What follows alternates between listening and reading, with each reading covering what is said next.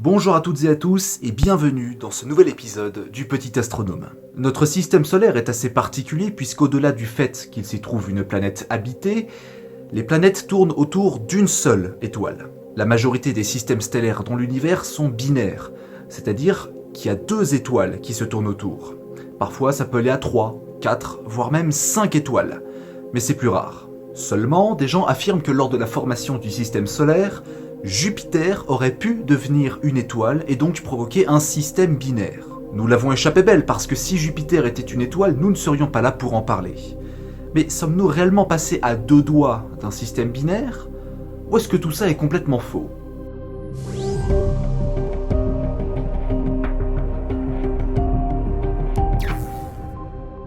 Avant de savoir si Jupiter aurait oui ou non pu devenir une étoile, il faut d'abord revoir les bases et vous expliquer quelques trucs sur elle. Jupiter, c'est la plus grosse planète du système solaire.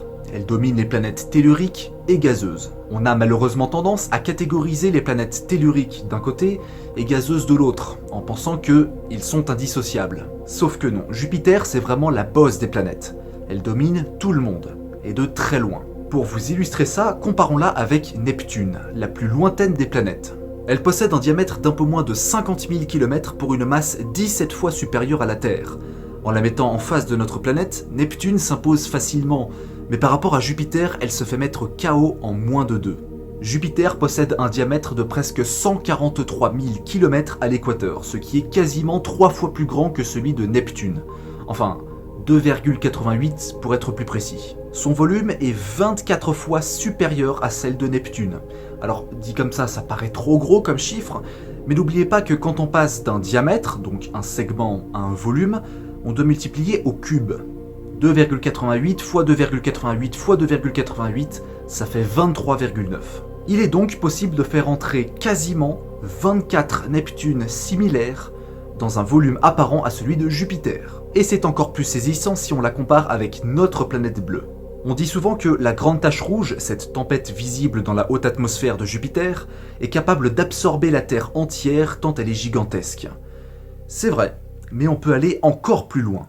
Sachant que le diamètre terrestre à l'équateur est de 12 752 km, un bref calcul nous permet d'expliquer que Jupiter est 11 fois plus grande que la Terre, et qu'il est possible d'y placer théoriquement à l'intérieur 1321 terres. On peut s'amuser à faire d'autres calculs dans le genre, comme la Lune par exemple.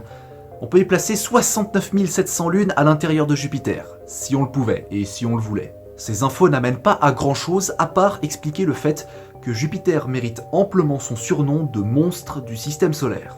Sa densité est toutefois beaucoup plus faible que celle des planètes telluriques, comme la Terre ou Vénus par exemple. Mais ça ne l'empêche pas d'être 317 fois plus massive que notre planète bleue, et de représenter à elle seule près de 75% de la masse du système solaire si on enlève le Soleil. Bah ouais, si tu rajoutes le Soleil dans l'équation, alors 99% de la masse du système solaire lui revient, et c'est plutôt logique. Alors du coup, pour parler uniquement des planètes, on écarte le Soleil.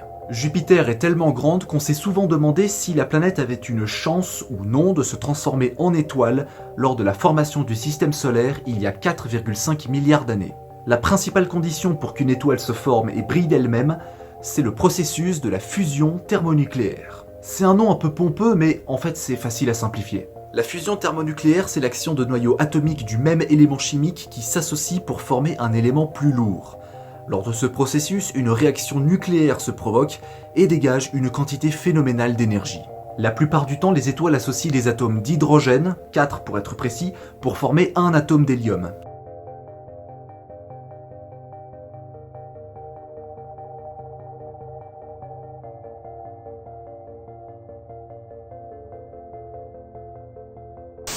D'ailleurs, pour la petite aparté, la fusion thermonucléaire est tellement efficace qu'elle représente, à l'heure actuelle, un concurrent sérieux à la fission nucléaire en matière de production nationale d'énergie. Plus performant, beaucoup moins de déchets radioactifs, beaucoup moins d'émissions de gaz à effet de serre, et encore la fission nucléaire en rejette assez peu, rentabilité d'énergie incroyable, etc.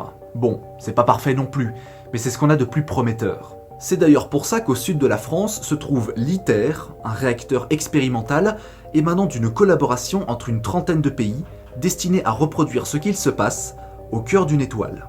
Et du coup, si cette vidéo se concentre sur Jupiter, c'est parce qu'on pense que Jupiter aurait pu enclencher le processus de fusion thermonucléaire et devenir une étoile. Si jamais Jupiter était plus massive, sa force de gravité ferait qu'elle deviendrait rapidement plus dense, et qu'elle pourrait peut-être permettre la création du processus de fusion thermonucléaire et ainsi devenir une petite étoile. Ou pas en fait, parce que ceux qui affirment ça oublient qu'il y a un vaste monde entre Jupiter et une étoile. Il existe dans l'univers ce qu'on appelle des naines rouges. Ce sont de petites étoiles qui consomment leur carburant d'hydrogène très lentement. Leur étonnante stabilité leur permet de vivre plusieurs centaines de milliards d'années. Les naines rouges sont le type d'étoile le plus répandu dans le cosmos. Mais pour que Jupiter en devienne une, il faut que sa masse soit 85 fois supérieure à celle d'aujourd'hui. Et cette masse manquante, vous vous doutez bien, est absolument introuvable dans le système solaire. Déjà qu'elle représente à elle seule 75% de la masse des planètes, si en plus il faut trouver 85 fois plus de masse pour qu'elle devienne une étoile, ça va être très compliqué. Et c'est pas fini, parce qu'entre une géante gazeuse et une naine rouge se trouve un type tout particulier d'étoile, les naines brunes. Une naine brune est une petite étoile qui émet de la lumière, mais qui n'a pas enclenché en son centre le processus de fusion nucléaire de l'hydrogène à cause de sa masse trop peu importante. On les surnomme alors les étoiles ratées, des corps trop gros pour être de simples planètes et à la fois trop petits pour devenir des étoiles. Donc on pourrait se dire que dans le meilleur des cas, si Jupiter était plus massive, elle ne pourrait pas devenir une naine rouge, mais à la limite une naine brune. Et même si c'est pas une vraie étoile entre guillemets, ce sera déjà mieux que rien. Mais navré de casser à nouveau vos espoirs parce que c'est faux. Une naine brune, c'est un corps très léger pour une étoile, mais c'est en même temps un corps très lourd pour une planète gazeuse. Dans le cas de Jupiter, elle devrait être une douzaine de fois plus massive pour espérer devenir une petite naine brune. Et vous vous doutez bien à nouveau que la masse julienne qui manque est introuvable dans le système solaire. On attribue alors à Jupiter le statut d'étoile ratée, parce qu'on estime qu'elle était à 2 doigts d'enclencher le processus de fusion nucléaire et devenir une étoile. Sauf que non seulement Jupiter est très loin de devenir une naine rouge, mais elle est en plus très loin de devenir une naine brune. Donc le coup du Jupiter a failli être une étoile, comme dirait Julien Lepers, c'est non.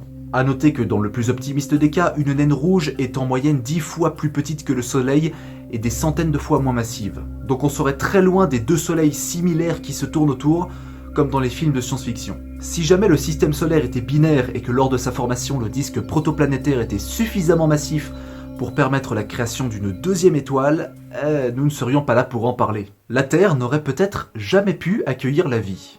Donc, en conclusion, non, Jupiter ne pouvait pas être une étoile lors de la formation du système solaire, et ne peut pas l'être non plus aujourd'hui. Et même si elle représente un très gros poids lourd du système solaire hors Soleil, ça n'en fait pas non plus une étoile ratée. Cette idée reçue a la vie dure, mais elle n'est pas totalement stupide non plus, parce qu'au moins on fait appel à certains concepts d'astrophysique.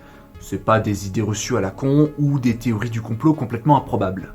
Voilà, c'est tout pour aujourd'hui. Si vous venez d'arriver sur ma chaîne, n'hésitez pas à vous abonner et à mettre la cloche pour ne pas rater les prochaines vidéos et avoir les notifications. Vous pouvez aussi partager mes vidéos si elles vous plaisent, mettre un pouce bleu et lâcher un petit commentaire. Quant à moi, je vous donne rendez-vous très bientôt pour de nouvelles aventures cosmiques. Et d'ici là, n'oubliez pas que le meilleur dans l'astronomie, c'est avant tout le silence éternel de ces espaces infinis. Allez, à la prochaine!